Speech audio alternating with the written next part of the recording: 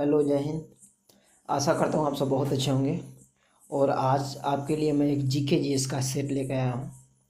जो भी हमारे भाई एसएससी जीडी 2024-25 की जो वैकेंसी आई है उसकी तैयारी कर रहे हैं, ये सेट आपके लिए काफ़ी इम्पोर्टेंट होने वाला है। तो आपने चैनल को सब्सक्राइब नहीं किया है तो जल्दी से सब्सक्राइब कर दीजिए। और चलिए बढ़ते हैं आज का क्वेश्चन नंबर 1 पर। देखिए आपका कितना नंबर आ रहा है, आप कितने क्वेश्चन सही किए हैं, आप हमको कमेंट बॉक्स में ईमानदारी से बताइए। चलिए अगर मैं आपसे पहला क्वेश्चन बात करूं तो आज का पहला पहला क्वेश्चन है, चंद्र ग्रहण के समय निम्नलिखित में से कौन मध्य में रहता है? तो आपके पास टाइम है 20 सेकेंड, इसको बताइए, उसके बाद मैं आपको बताता हूं। तो देखिए जो चंद्र ग्रहण होता है इसको सबसे पहले आपको समझना पड़ेगा चंद्र ग्रहण क्या होता है। देखिए चंद्र ग्रहण क्या होता है कि जैसे ये हमारे पास चांद होता है, ये चांद का मैं एक चित्र बना दिया, चांद हो गया, मान लीजिए चांद मान लीजिए। और ये हमारे सूरज हो गया, ये हमारा सूरज हो गया। अब देखिए जो चंद्रमा होता है इसके इसके पास कोई अपना प्रकाश नहीं होता है। ये क्या होता है कि जो सूरज का जो प्रकाश आता है उससे चमकता है। लेकिन एक ऐसी सिचुएशन आती है जब ये हमारी पृथ्वी है, पृथ्वी अर्थ, ये बीच में आ जाती है। जैसे ये जो रे आ रहा है ये चंद्रमा पे ना पड़ के कहाँ पड़ता है, इस पृथ्वी पे पड़ता है। तो जिसके कारण क्या होता है कि चंद्र ग्रहण होता है। तो यही आपसे पूछ रहा है कि चंद्र ग्रहण के समय निम्नलिखित में से कौन मध्य में रहता है? तो कौन रहता है? पृथ्वी रहता है। कौन रहता है? पृथ्वी। तो आपका क्या हो जाएगा? पृथ्वी, ऑप्शन नंबर 1। अगर आपने 1 बताया है तो आप अपना ये क्वेश्चन सही कर लीजिए। चलिए हम अगले क्वेश्चन पर बढ़ते हैं। तो देखिए जो आज का मेरा जो अगला क्वेश्चन है आपके सामने वो है,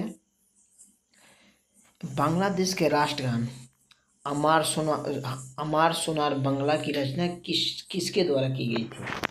बांग्लादेश के राष्ट्रगान अमार सोनार बांग्ला की रचना किसके द्वारा की गई थी? तो आपके पास टाइम है 20 सेकेंड, आप जल्दी से बताइए इसका क्या होगा।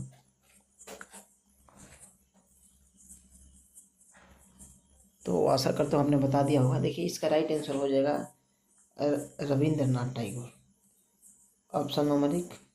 देखिए अमार सोनार जो बांग्ला है और जो हमारा राष्ट्रीय गान है जन गण मन, दोनों की रचना रविंद्रनाथ टैगोर ने की थी। लेकिन आपसे एक क्वेश्चन पूछ सकता है कि कब की थी। देखिए अमार सोनार बांग्ला जब स्वदेशी आंदोलन चल रहा था, जब बंगाल विभाजन हुआ था उस समय लिखा गया था। और जब 1911 में दिल्ली दरबार हुआ था, दिसंबर 1911 में, तब लिखा गया था जन गण मंगल। तो आप इस चीज़ को ध्यान रखिए। तो आशा करता हूँ आपका सारा डाउट सॉल्व हो गया होगा। चलिए हम लोग आगे बढ़ते हैं।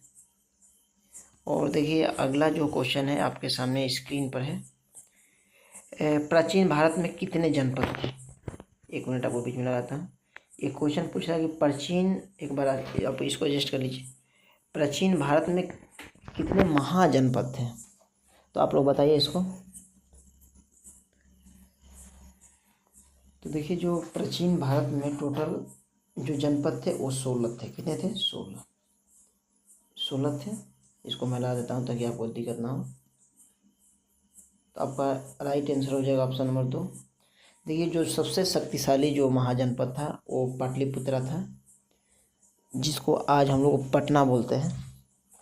उसके बाद आपसे क्वेश्चन पूछता है कि बजी कौन था? तो बजी जो आज का वैशाली है वो था।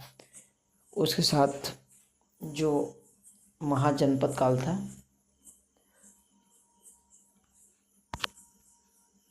आज के पूरे भारतवर्ष में फैला हुआ था।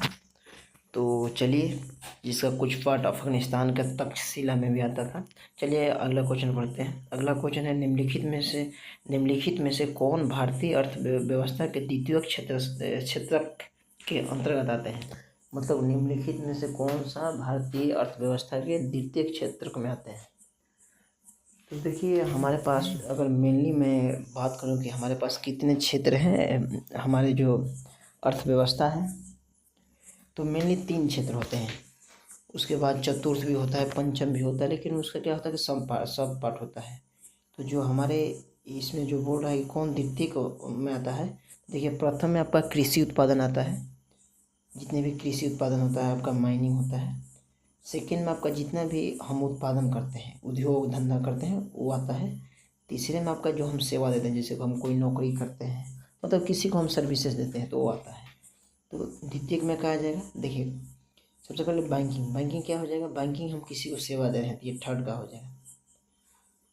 हम अगर बात करें कपास उत्पादन, तो कपास क्या है, कृषि है, कपास की खेती होती है, तो हम कपास को उगाते हैं, तो ये कितना हो जाएगा, हमारे प्रथम में आ जाएगा।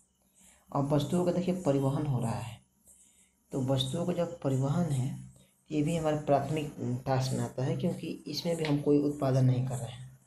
तो जो इसका राइट आंसर हो जाएगा वो कपड़ा उद्योग, क्योंकि कपड़ा उद्योग हम क्या कर रहे हैं, हम उत्पादन कर रहे हैं, तो इसका आंसर राइट आंसर हो जाएगा ऑप्शन नंबर 1। चलिए हम अगले क्वेश्चन पे बढ़ते हैं।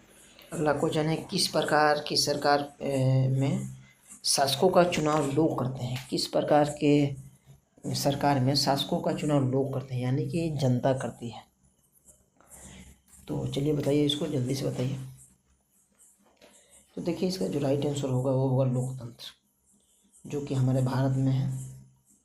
सबसे पहले देखिए कोई एक ऑप्शन है निरंकुश। निरंकुश क्या होता है, देखिए निरंकुश वो होते हैं जो तानाशाह होते हैं, मतलब वो सैन्य पर जिनका कब्जा है, वो अपने मनमानी से शासन चलाते हैं। मार्शल लॉ क्या होता है कि देखिए मार्शल लॉ जो होता है, आपसे मैं क्वेश्चन पूछता हूँ कि जो भारतीय संविधान का 33 आर्टिकल है, आर्टिकल 33, उसके द्वारा मार्शल लॉ हमारे संविधान में दिया गया है। देखिए मार्शल लॉ क्या होता है कि जैसे मतलब कोई ऐसा सिचुएशन हो गया जिसमें हमारी जो आम पुलिस है उसे कंट्रोल नहीं हो रहा है सिचुएशन, कोई दंगा हो गया, तो उसमें मार्शल लॉ लगता है, जो कि एक सैन्य के द्वारा लगता है। कुलीन तांत्रिक वो होता है जो राजा का शासन होता है, किसका, राजा का। तो आशा करता हूँ आपका ये डाउट क्लियर होगा, इसका ऑप्शन नंबर 2 हो जाएगा। चलिए हम आगे बढ़ते हैं, और मेरा अगला क्वेश्चन है, भारतीय संविधान के कौन से अनुच्छेद में भारत के राज्यों का संघ बताया गया है। India is the state of union of state. तो ये आपका पता करता हूँ, काफ़ी इजी क्वेश्चन है, आपने बना लिया होगा। तो इसका हो जाएगा राइट आंसर ऑप्शन 1, अनुच्छेद 1 बोलता है कि इसमें, हाँ, भारत का एक नाम, आपसे कोई पूछेगा भारत का नाम क्या है, बहुत लोग बोलते हैं कि हिंदुस्तान है, भारत और क्या है, लेकिन हमारा संविधान बोलता है इंडिया, डैट इज़ भारत। तो इंग्लिश में बोलो तो इंडिया, और हिंदी में बोलो तो भारत, ये हमारे देश का ऑफिशियल नाम है। चलिए हम लोग अपना अगले क्वेश्चन पे बढ़ते हैं और चर्चा करते हैं अगले क्वेश्चन की। देखिए इसको बताइए, थोड़ा क्वेश्चन काफ़ी ट्रिकी है, ये आपको थोड़ा समझना पड़ेगा। बोला कि किस आर्थिक प्रणाली में उत्पादित वस्तुओं का विभिन्न व्यक्तियों के बीच वितरण उनकी अनुसार नहीं, आपूर्ति उनके क्रय क्षमता के आधार पर होता है। देखिए आप क्वेश्चन को अगर समझ गए हैं तो बताइए, नहीं तो एक बार समझा देता हूँ सिंपल भाषा में क्या करना चाहता है। देखिए बोल रहा है कि वो कौन सी अर्थव्यवस्था है जिसमें मतलब जो व्यक्तियों के बीच में जो वस्तुओं का वितरण होता है उनकी क्षमता पे होती है, मतलब हमारे पास ज़्यादा पैसा है तो हम ज़्यादा खरीदेंगे, कम है तो कम खरीदेंगे। तो देखिए इसका जो राइट आंसर होगा पूंजीवाद, ऑप्शन नंबर 3। सबसे पहले समझिए कि पूंजीवाद क्या होता है।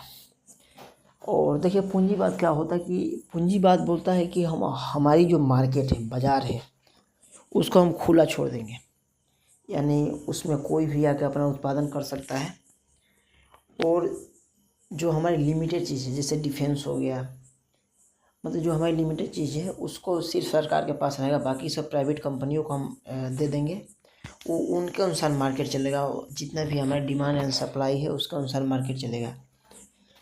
उसके बाद एक ऑप्शन है समाजवादी। देखिए समाजवादी, हाँ आपसे पूछ सकते हैं पूंजीवादी अर्थव्यवस्था का एग्जाम्पल कौन सा है, तो आपका संयुक्त राष्ट्र अमेरिका है, यूएसए है।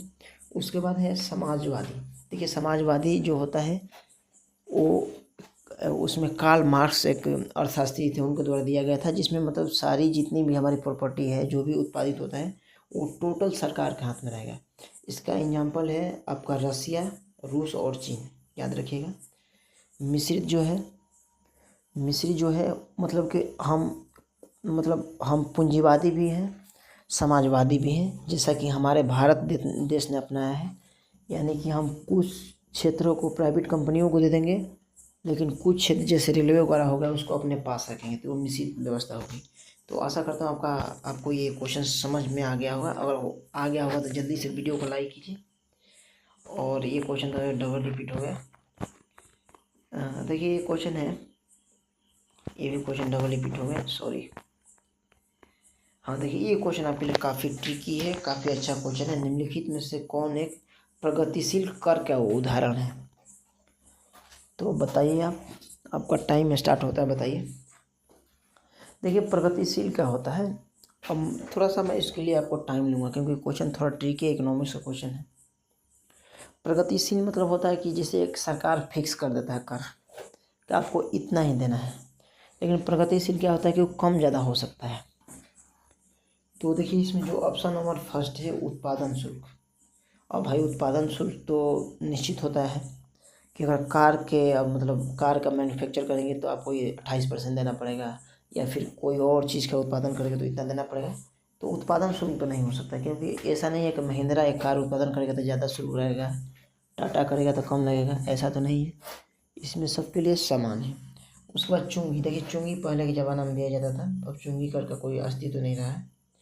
अब गृह कर तो देखिए ये सेम होता है। इसका जो आंसर हो जाएगा आयकर, ऑप्शन नंबर 3, क्योंकि हमारे आय किसी का 1 लाख आय हो सकता है, किसी का 1 लाख हो सकता है, तो किसी का 2 लाख हो सकता है। तो आय जो है कम, जितना जिसका मतलब होता है, अगर कम है तो कम आय लगेगा, ज़्यादा है तो ज़्यादा लगेगा। तो आशा करता हूँ ये क्वेश्चन आपको समझ में आ गया होगा। और मेरी वीडियो यहीं समाप्त होती है। बताइए आपको ये क्वेश्चन कैसा लगा, और आपके कोई भी डाउट होता है तो प्लीज़ हमारे साथ डिस्क्रिप्शन बॉक्स में पूछ लीजिए। आपसे विदा रहता हूँ। जय हिंद, जय भारत।